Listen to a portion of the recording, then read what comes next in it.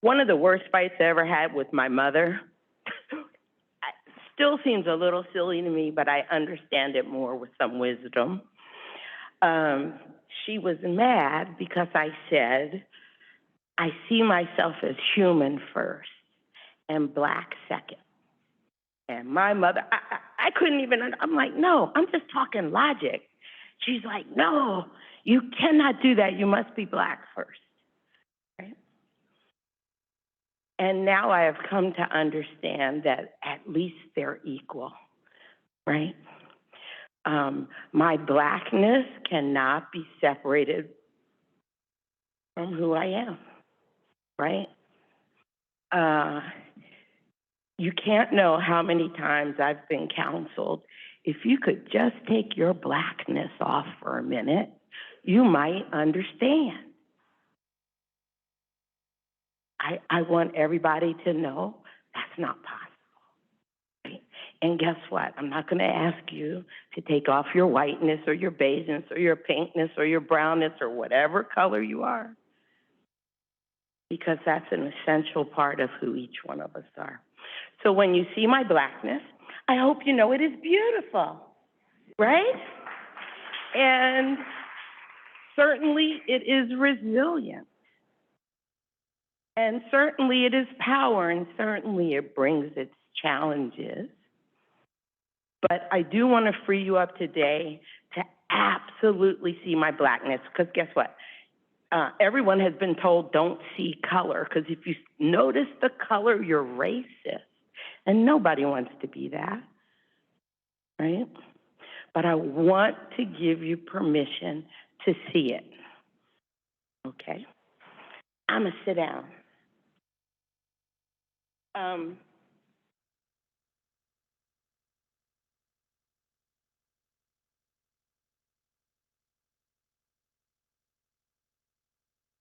So justice in the trees. I think I know that our world is in a real serious situation, and that the solution to that is not just planting trees, but how we deal with the people, right? And so we cannot separate out the social elements from those physical elements of planting the trees. And there's a whole lot of stuff that we kind of got to get over together. Is that, and you advance that? This does not seem to be working. Hello, where's Bobby?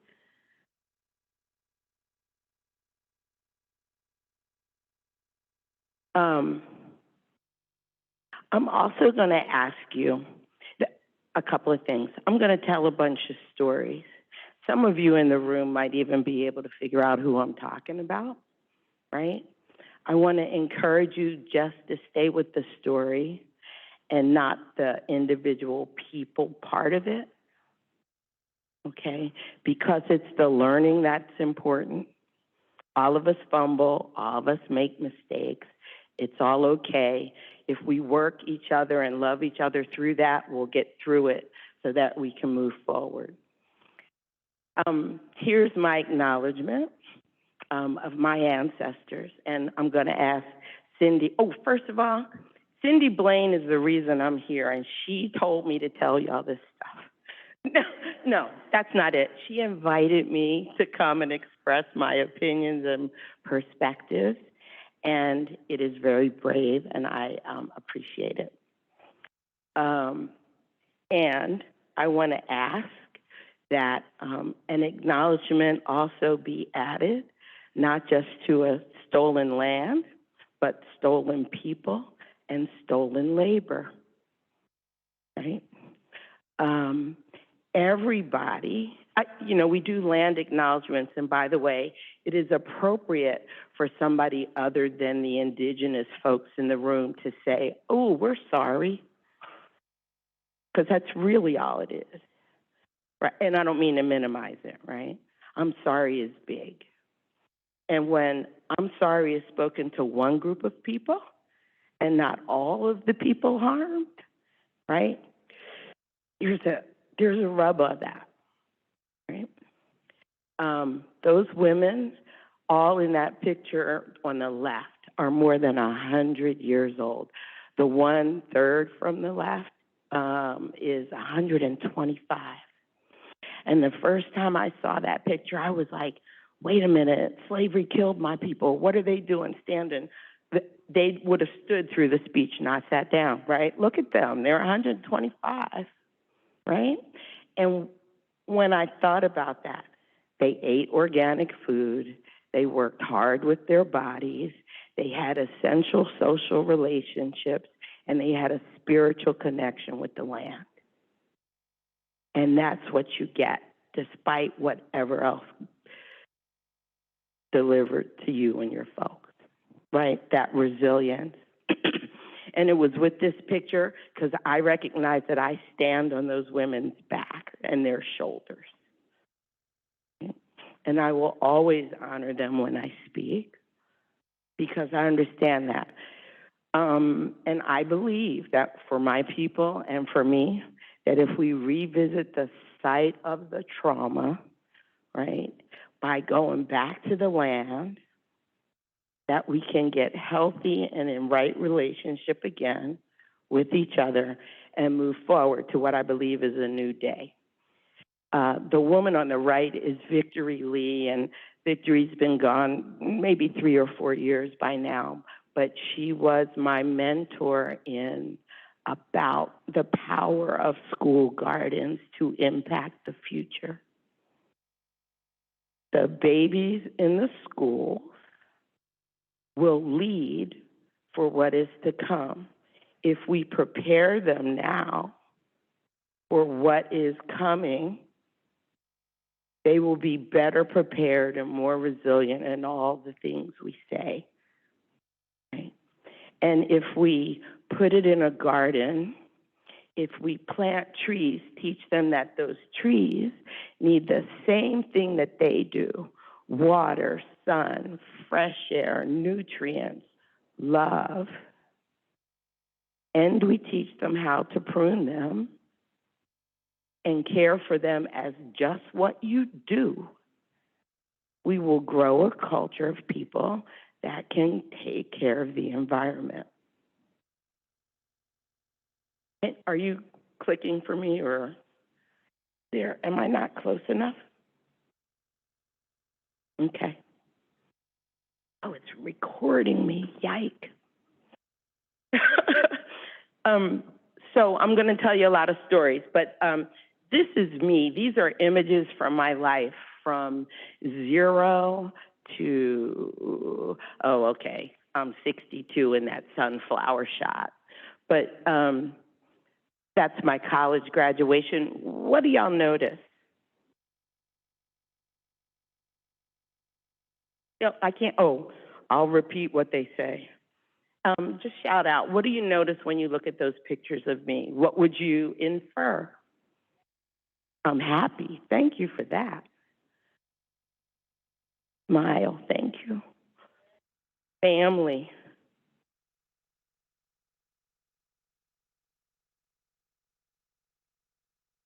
It's a mixed family. And let me tell you, bar the picture down on the right that's my high school graduation, all of those people would tell you they're African American and Black, right? Even my neighbor there in the striped shirt, right? So just understand that. Okay, so here's other things. I'm from Philadelphia. That has, who said woohoo? Hey, hey. Philly has that gritty in your face. We're going to tell you, whether you like it or not, right? This kind of thing. That high school graduation, I was one of 4 Black girls in a graduating class of 40. Okay. Yes, it was a prep school. That beach picture, that's me in the hat. That was taken in like 1961 about, right? So we know what our world was like. And what a friend had to point out to me, she's like, Wanda, you went on vacation? I was like, huh? I was like, yeah, we went to the beach every month. We, rented that. He's like, there's nothing but white people in that picture, except your family.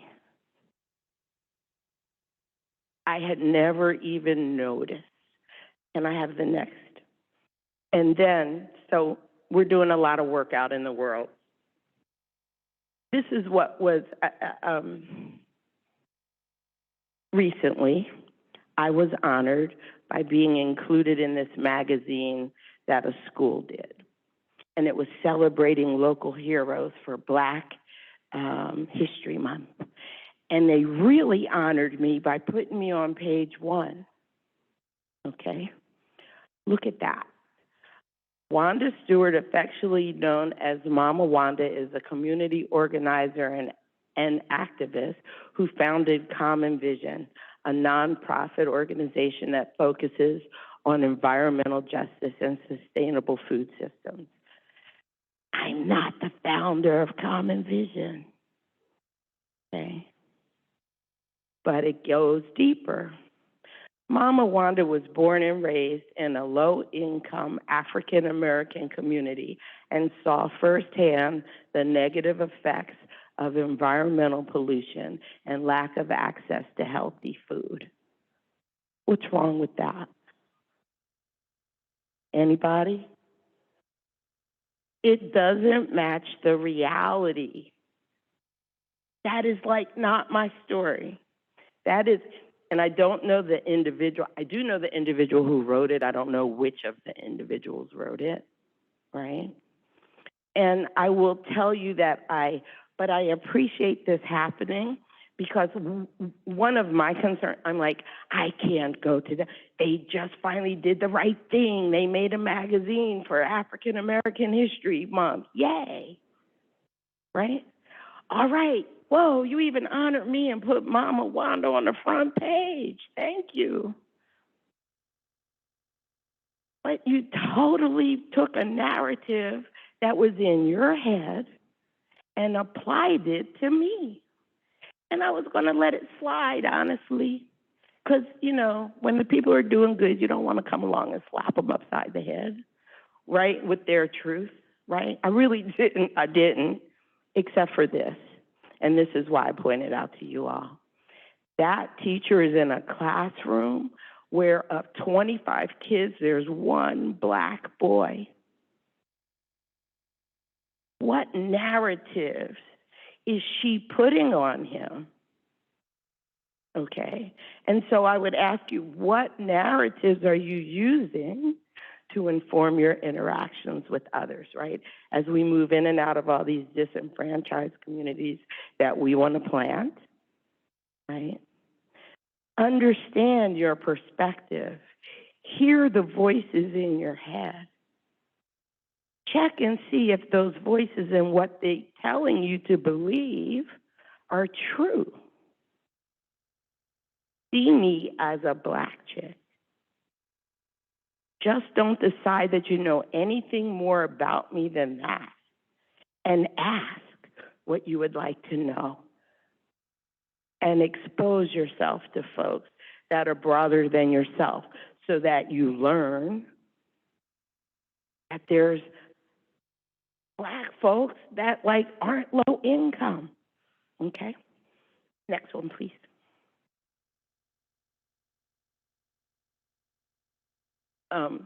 This is the worst picture of something I wish I'd really stopped and got the good picture of. But what it says, this was, okay. What it actually says is our thoughts are the roots, right? And this is a school that has incorporated a whole project-based learning initiative around trees, and it's very beautiful what they do with it. And there's all these, on the hearts are sayings from the kids about how your thoughts are roots and what good thoughts you would like to plant and all that kind of stuff. Next one, please.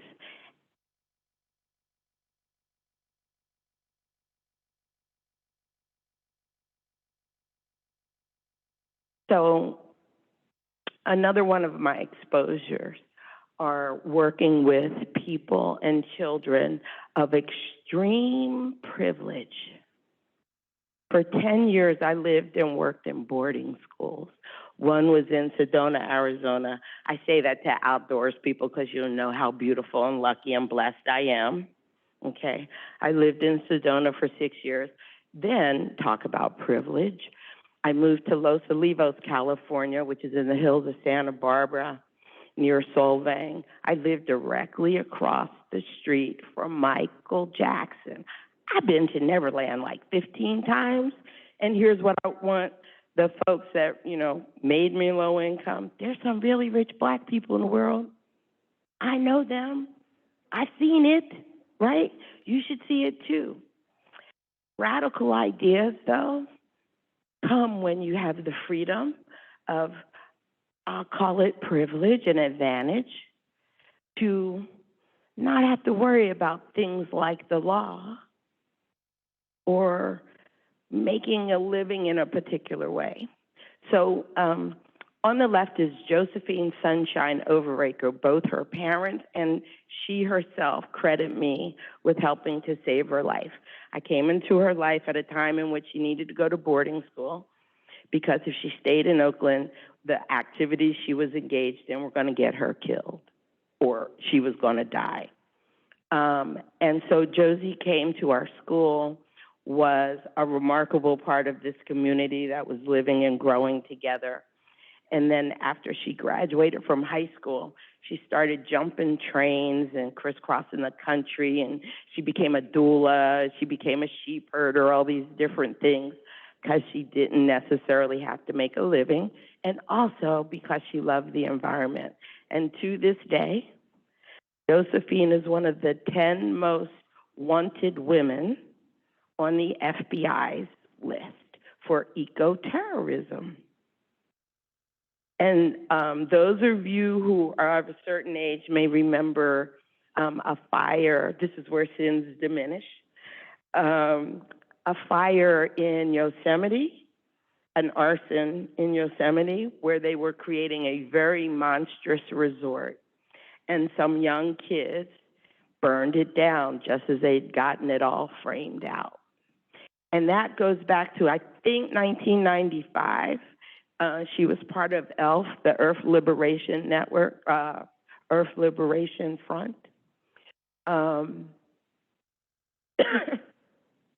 that's one of my babies. And I have not seen her since 2004.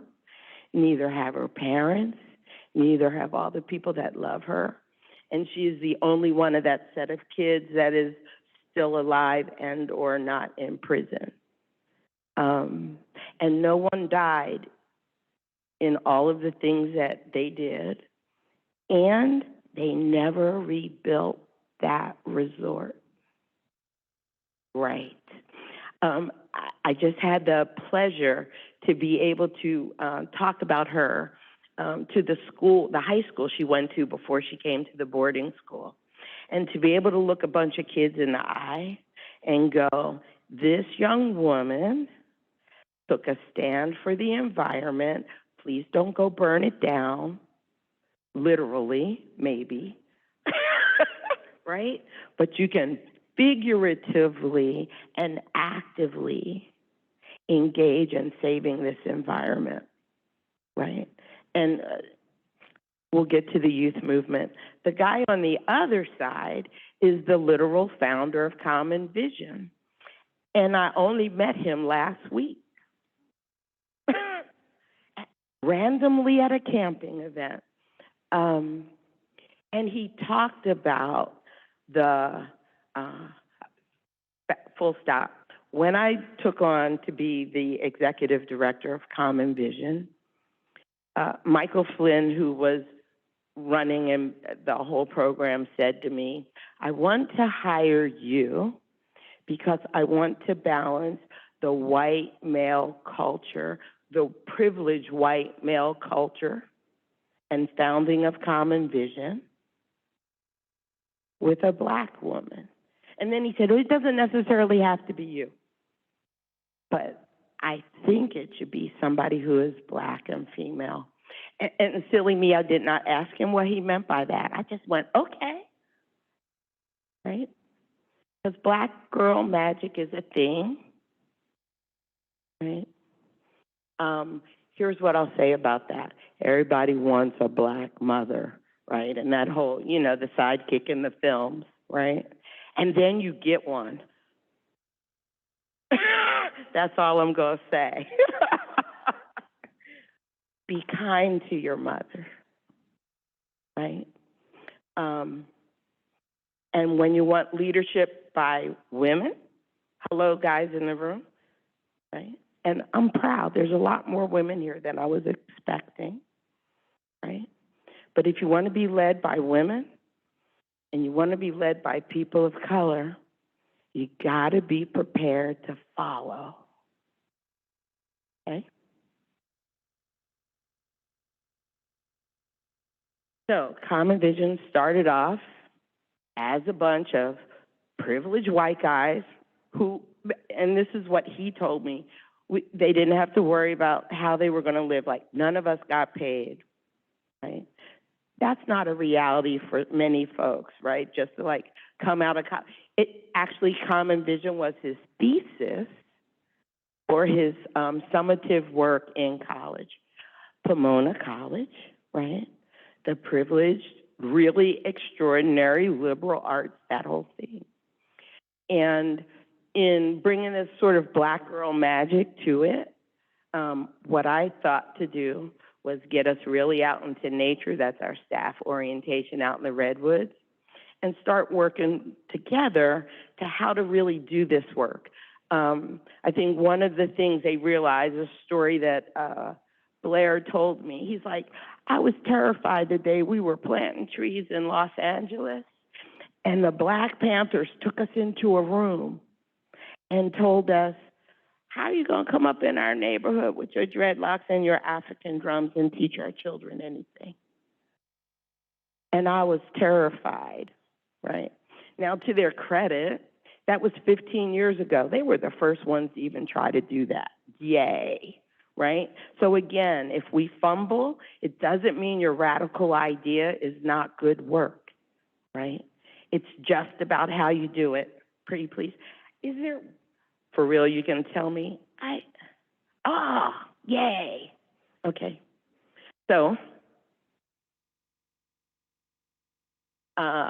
leaders, and I will tell you stories that will sting a little bit, but I hope I will also give you stories that will inspire. These people have been significant. Two of them are in the room, to the work of Common Vision. Wave for them, Jessica Bates and Jason. Over there, that's Jason. They are leading our tree initiatives in the Bay Area. We're doing great work. There's 200-300 trees in the ground. We got, 4,000 more to go kind of thing, but we're learning how to do it. But one of the things, in one of the places at least, we had to teach the community that it was okay that we were Black, right? And there wasn't a lot said. It was more about the reception, right? I described it as, wow, I have to, when I go into this community, which has a very checkered issue around race, honestly, I would spend the first 15 minutes helping the people I was talking to get comfortable with the fact that not just was I Black, but my staff were Black and female, right? And we just learned to get good, and once, everybody knows each other, it's easier and it goes faster. But I will tell you that two of those men, after spending 2 hours working side by side in community with a particular set of people, saw two white men get into a skirmish, not a physical skirmish, but a verbal thing with each other, in which what was said, and I'm not going to shirk away, I'm going to tell you in the whole quote, we're not going to have any of that nigga shit around here. For them to hear, not for them to hear, but they heard it, okay? I need you to hear that happened in Northern California only a couple of months ago. Okay? So it is wise and so to do to create and recruit leaders of color. Understand what they may or may not be confronted with. We're lucky that they said that out loud so that we know, right? And so we don't think we're crazy. We're imagining, no, right? It's real. So know the justice part of that and what we have to do and undo socially, but also do the right thing.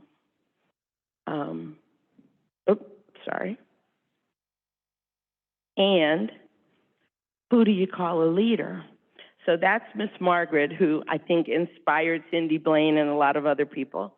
Miss Margaret is the grande dame, the high queen. I would not dare call myself a queen in her presence, even though she is only 5 foot tall. She has turned and become the voice for what are the outcomes for environmental justice in West Oakland, right? We're 580 and the freeway and all of that. And she speaks, and I couldn't even call myself fiery next to Miss Margaret, right? She is the voice. Next to her is a guy named Charles Reed. Charles was incarcerated for 37 years. He went in at he was like 14. He then came out shining brightly at 37. A year later was in a catastrophic car accident where he had to learn to walk again, which is why he's on the cane. But he is helping us identify formerly incarcerated individuals who can come and help us plant trees. And he's also helping us inspire the young people. In the orange is Autumn, and Autumn was one of the parents working for us at a school garden in Oakland. And Autumn, she was just supposed to be helping us get this school garden going. And I get this call from Autumn, hey, Wanda, listen, they're pruning the tree. Okay, and Autumn is a real street kind of person, right? Like, she's just, like, you don't know if she's drunk or not because it's just always somewhere on the spectrum, right? That kind of thing. Gritty. Wanda, wait till you see the trees. Caltrans is pruning them. I'm like, what? On the school district property. I'm like, what do you mean Caltrans is pruning the trees, right? And she knew the Caltrans folks.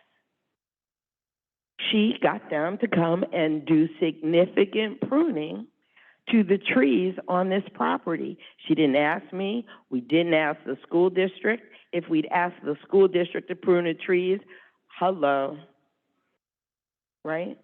If I'd walked up to Caltrans and said, will you prune the trees on the school district property? Because right? We know that's not going to happen. And it was terrifying. I only took one picture, right? But that's what you can get done on the ground when you know the people. The lady in red is Berkeley Unified School District superintendent in red stilettos on compost. I was like, why do you have those shoes on? Right? But she did it, and they planted a Miyawaki forest in a Berkeley school. Now, that's kind of revolutionary. I don't know how many of you have needed to try to convince a school district or a school site to plant trees, right? But she, as the leader in Berkeley, with her black girl magic and bravado, did it. That's what you can get done. Okay. By the end of this, I'll know which way the arrows go. So heroes come in all shapes and sizes. Do any of you all know Arthur Boone? Arthur Boone is, right? Arthur Boone is legendary in the East Bay. He is the most curmudgeoniest of the curmudgeons. I mean, like, I know he loves me, and I still have to, like, call him mean, right? And we talk very flatly, particularly around race. I'm not sure he's not a racist, but I kiss him.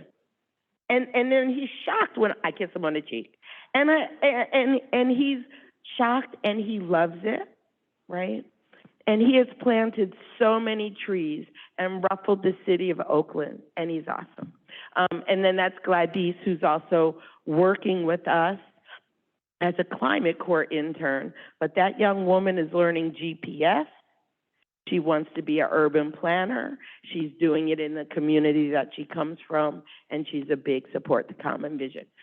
So these truths: be uncomfortable with being uncomfortable and free yourself to grow, right? If I've talked and, like, you know, you go, ow, Wanda, that hurt. You used the N-word, right? Be okay with that, right? Let's all keep talking about it, because that's where the growth points are, yeah? Elders is another thing, and certainly Arthur is one of those. But this is, for those of you who of a certain age, you may recognize Starhawk. Starhawk is a permaculture witch. Just as you want to minimize that she calls herself proudly a witch, know that she is on the 100 most respected spiritual leaders in the world. Starhawk is the first person that asked me what my pronouns were in 2014. And she knows that so as the plants or trees, so as the people, right? And when you invite people in, we can all grow. The other person, their name is Hazel, though they were named Tommy as a kid, from a fundamental Quaker background, right? Whose last name is Vard. And when he traced his people, what? They come from Jamaica, right? So he doesn't want us to, he doesn't, they do not say don't see culture or gender. They do say, can we just focus on human? Can we just steward the places we're in? So commercial break, social forestry is Hazel's new book, but it's about tending the land as people of place, not culture, right? And there are wonderful gifts and nuggets. Those 3 quotes are just something from the first page of the book. So let me take one stop. What time am I supposed to stop, Megan? Perfect. So in trying to figure out how to get all of these trees planted in the Bay, the only thing that I and we could come up with is that we need the kids to do it, right? The young people, the old people.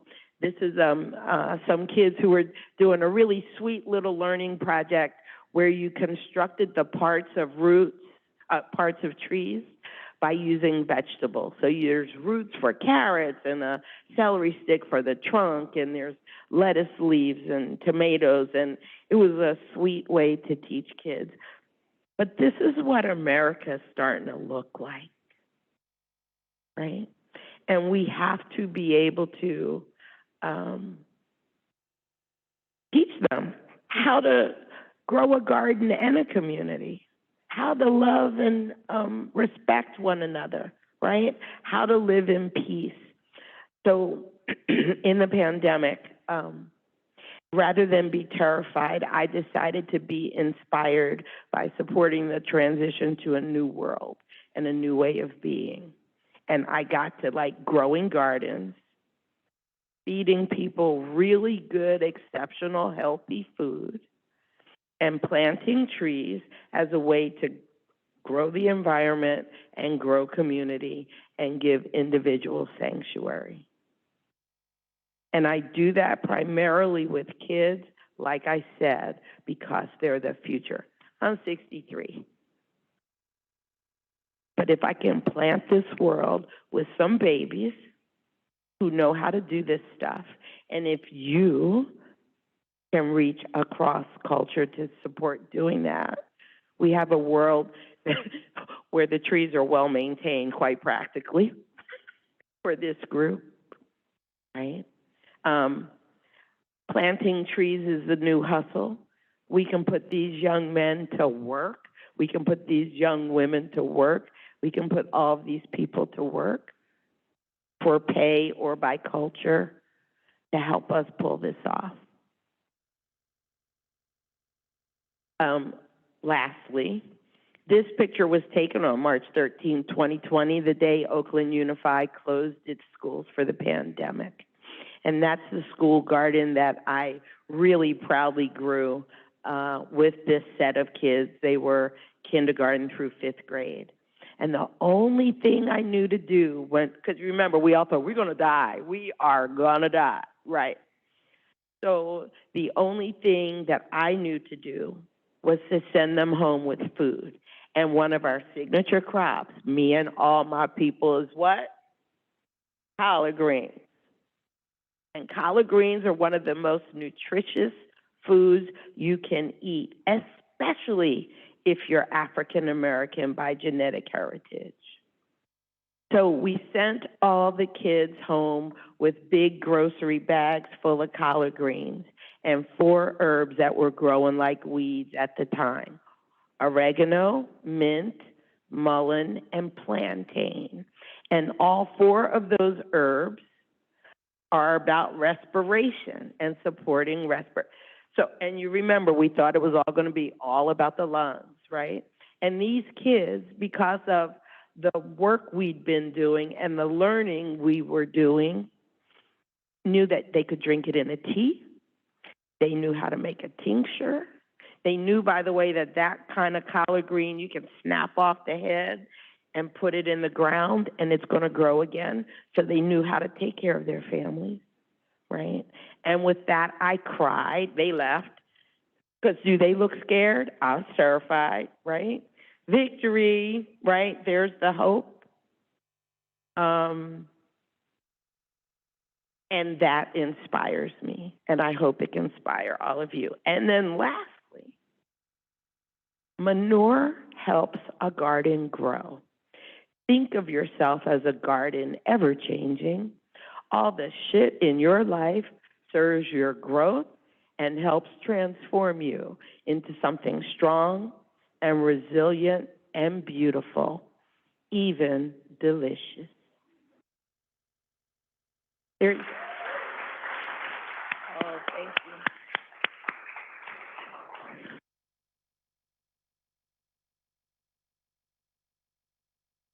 Hey.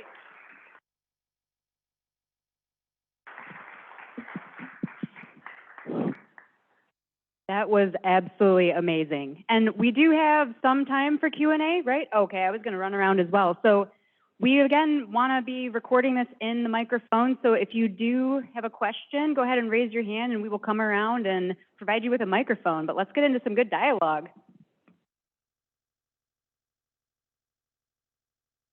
Thank you, Wanda. Very inspirational. Good to see you again. Yes. Could you take a moment and describe some of the things you actually do in community? You don't necessarily have tree plantings. You have events where the trees get planted. I think people would love to hear about that. Yeah. So to be brief, I would say when you're planting trees, yeah, make them an event. Make them something, especially because we want to bring young people to these events. So we try to make sure, we are learning to make sure to have good music, right? We want to model eating good food, right? We bring food, right? We make sure to invite a cross-section of folks so that everybody everybody feels like they got somebody, right? In all the kinds of ways. One thing I didn't say in the youth movement, because I used to work in private schools and I did private school admissions, and now I work in public schools and all the sorts, I know that the private school kids really want to know the public school kids and need to, and vice versa. And they don't have any way to engage each other. They're not at the same parties, they're not at the same school, they're not at the same churches, all those things, right? So if we can throw a good tree planting party where we are reaching out to both private schools and public schools and not on anybody's turf in particular, now we have the makings for not just an event that keeps people coming, right? A good conference makes you keep coming, right? A good tree planting has elements, makes you keep coming. And particularly relationships, right? They matter. Yeah? Mm-hmm. Anybody else have a question? I got a question. I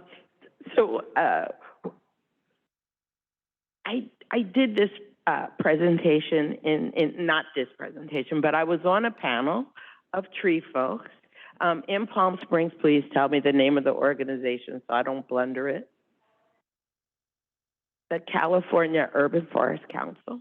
I was on a diversity panel there, and it too was a powerful multi-person panel, but I wasn't sure about how this impacted people, these kinds of truths spoken in these kinds of audiences. And I'd be interested to hear if there's somebody who's uncomfortable about something you heard here or wants to, just ask me about one of those points. For real, 100% of y'all are okay with what I just said? I'm like, yay. Okay, yes.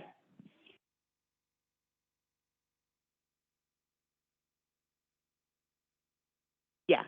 So Hazel explains that he's like, everybody has a culture, but white people, right, which is this, monolithic, inappropriate statement, right, feel like they don't have one, right? So first of all, I want to encourage you to define yourself, right, and not be in that category. And there's all kinds of ways to define diversity, only beginning with race. Let me just be clear about that, right? But you can be Irish, and you can be, Italian and Greek, there's all the things. But Hazel feels like if we just take that out, and that is important is stewarding the places where we are, right? I have been heard to say that in these times, you like musical chairs, you better get in a seat, right? And take care of that, right? And that if we, for instance, start stewarding the trees, we have to understand the water basin, right? And it's sort of so as the people, so as the plants, so as the people, but so is the place. So if we ground it in place where we are, then we're forwarding what we can do. But it's like it replaces people of color, right, which leaves all kinds of people out, right? We all have place where we are.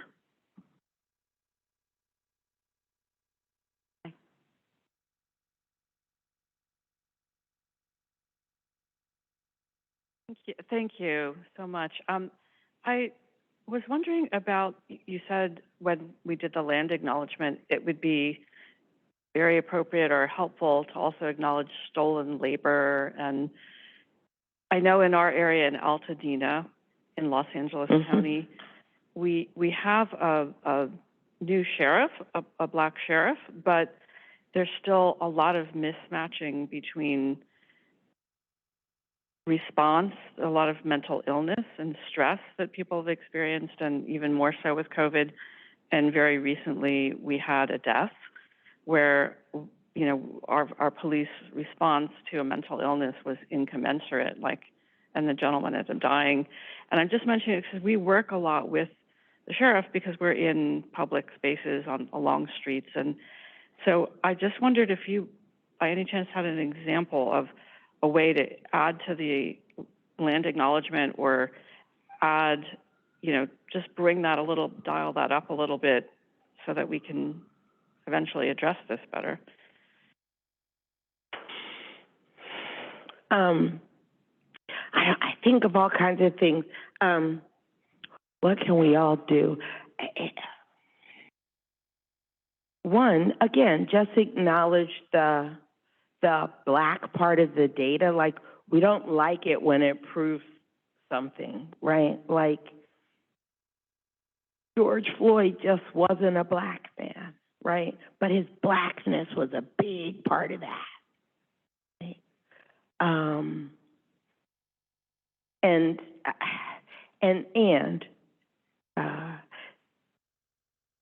Just as we're going to make it about blackness, well, what do we do when 5 black police officers kill a black man and stomp him to death, right? So I think part of it is starting to talk about, if you want to talk police particularly, and it was a new awareness for me. How many of y'all understand who the first police officers in America were? Jessica, Carol.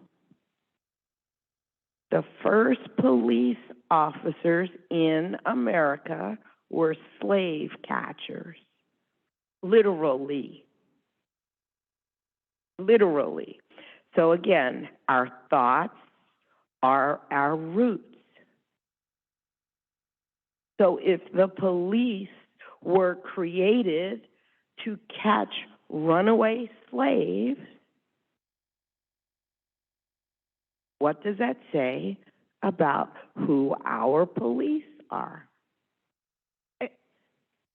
Withdrawn. What does that say about the goals of our police force and the culture that is set in its roots? Right? And I just got to believe that increasing awareness of information like that will help a room that didn't know that be different in the perspectives you understand, right? And what you do in your behavior, right? I have been using this following term. We must all strive to be intellectually and emotionally mature, disciplined, and integrous. You have new information.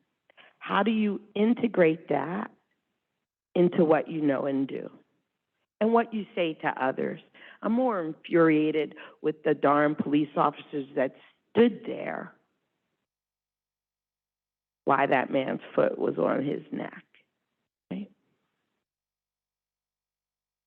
What do you do? Maturity,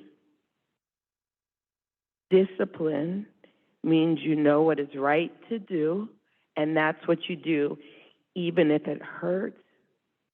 Right? I have to go back to that school and go, y'all, like, I've been called way worse than low class, but it's not true.